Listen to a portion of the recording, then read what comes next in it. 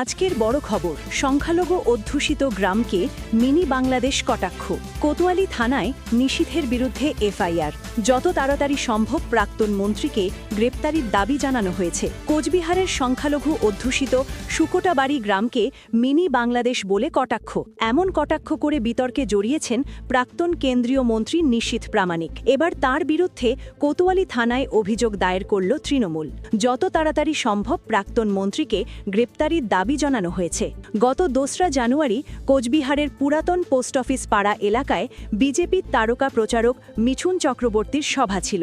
সেই জনসভার মঞ্চে ছিলেন নিশীথ প্রামাণিক। বক্তব্য রাখতে গিয়ে তিনি সংখ্যালঘু অধ্যুষিত শুকোটাবাড়ি গ্রামকে মিনি বাংলাদেশ বলে উল্লেখ করেন। আসন্ন বিধানসভা নির্বাচনে কোচবিহারবাসীর কাছে ভোট দানের আর্জি জানান। এবার বিজেপিকে ভোট না দিলে শুকোটাবাড়ি গ্রামের বাসিন্দারা আগামী দিনে অশান্তি তৈরি হবার আশঙ্কায় রয়েছেন শুকোটাবাড়ির বাসিন্দারা। আর তারই জেরে নিশীথের বিরুদ্ধে বেজায় চোটে স্থানীয় বাসিন্দারা। ক্ষোভে ফুঁসছেন তারা। কোতোয়ালি থানায় অভিযোগ দায়ের করেছে তৃণমূল। যদি আপনি এই ধরনের ভিডিও দেখতে চান তাহলে চ্যানেলটি সাবস্ক্রাইব করতে ভুলবেন না। ভিডিওটি ভালো লাগলে দয়া করে একটি লাইক দিন।